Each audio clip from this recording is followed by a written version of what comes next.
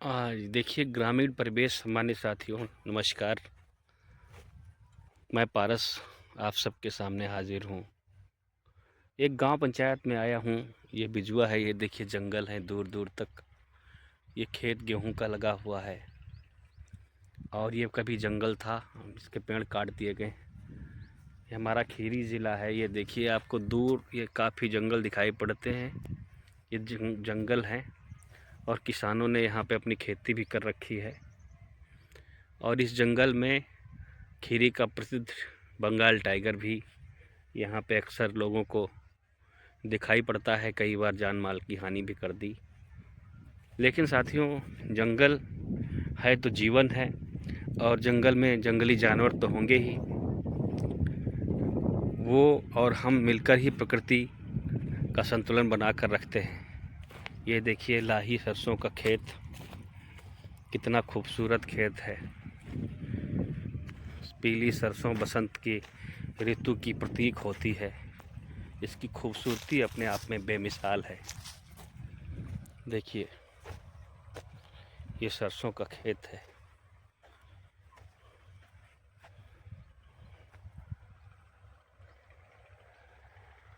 और ये हमारे किसान भाइयों ने एक फसल बोने के लिए खेत तैयार कर दिया है और वो गेहूं लगा है।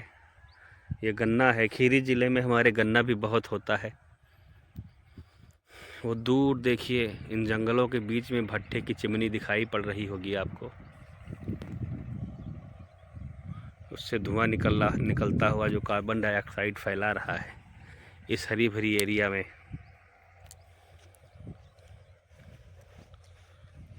ये पगडंडी गांव की, यही तो हमारा भारत है जिसकी खूबसूरती गांव से है। और इन गांवों में कच्चे रास्ते कितने अच्छे लगते हैं। ये देखिए खेत है, हमारी धरती माँ है जिसका सीना चीर कर किसान फसल उगाता है और ये फसल हम सबको जीवन देती है। और किसानों का तो सम्मान होना चाहिए। आप सब भी इस बात से इनकार नहीं करेंगे, क्योंकि धरती पर अगर कोई जिंदा भगवान है तो किसान अन्नदाता है। और एक किसान कितनी मेहनत करता है, जाड़ा धूप गर्मी बरसात कुछ भी नहीं देखता, सभी ऋतुओं से लड़कर डटकर मुकाबला करता है और लोगों को अन्न उगा कर देता है। वही अन्न जब बड़े बड़े बाज़ारों में जाता है, बड़े बड़े धन्ना सेठों के घरों में पहुंच जाता है, तो किसान को उसका भाव नहीं मिलता है। लेकिन उन धन्ना सेठ लोगों को, बड़े बड़े उद्योगपतियों को जो उससे उत्पाद बनाते हैं, उसी गेहूं को 1000-2000 रुपये कुंटल तक बिक जाता है। और वही गेहूं जब सेठ की गोदाम में पहुंच जाता है तो पार्ले जी के रूप में 50 ग्राम भी 5 रुपये का नहीं मिलता है। और जब वह उत्पादन करता है, और सबसे बड़ी बात हमारे देश के अंदर है कि हम लोग फसलों का संरक्षण नहीं कर पाते हैं। इस कारण हमारे तमाम किसान भाइयों की फसलें ख़राब हो जाती हैं और उचित भंडारण नहीं होने के कारण लाखों करोड़ों का नुकसान हमारे किसान भाइयों का प्रतिवर्ष हो जाता है। हमारी सरकार को इस बात पर विशेष ध्यान देना चाहिए कि उच्च क्वालिटी के जो फल संरक्षण और सब्जी संरक्षण के जो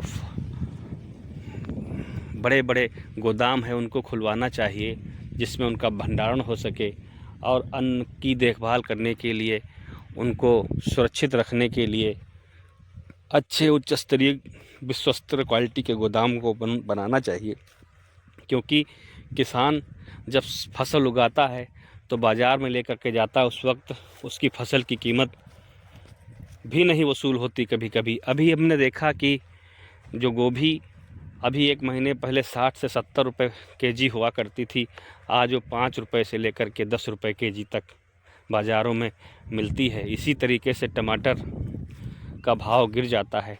तमाम सब्जियां, किसान कई बार गुस्से में अपनी फसल को पुनः जोत देता है, मैंने देखा है अपनी आँखों से। और अन्ना पशु से इनको दिक्कत होती है और तरह तरह की मुसीबतों का सामना करना पड़ता है। हमारे देश की सरकार को चाहिए कि वो हमारे अन्नदाता किसानों की हालात में सुधार करे, क्योंकि इनके पास जीवन यापन के लिए कोई दूसरा जरिया नहीं होता है। यही अब ये देखिए, खाद के लिए किसान भाइयों ने कूड़े करकट का ढेर लगा दिया है। अब ये भी एक संसाधन है, ये सड़ गल के जब कंपोस्ट खाद बन जाएगी, इस पर सरकार को ध्यान देना चाहिए। बहुत ज़्यादा मात्रा में पेस्टिसाइड और हानिकारक उर्वरकों का, रसायनों का छिड़काव करके जो फसलें उगाई जाती है, उससे धरती बंजर हो रही है। इस पर भी सरकार को ध्यान देना चाहिए और किसानों को मुआवजा दे, जिससे कि वह अपने फसल को जैविक तौर पर तैयार कर सके। उम्मीद करता हूँ मेरा ये वीडियो आपको पसंद आया होगा और एक छोटी सी किसानों को उनकी मुसीबतों को सामने रखने का प्रयास किया है। उम्मीद करता हूँ आप इस चीज़ को पसंद करेंगे। मेरे वीडियो को लाइक और कमेंट करके आशीर्वाद देंगे। ये देखिए, ये हमारा सरदारों का इलाका है, गए हैं। नमस्कार दोस्तों, उम्मीद करता हूँ मेरा वीडियो पसंद आएगा। लाइक और कमेंट करिएगा।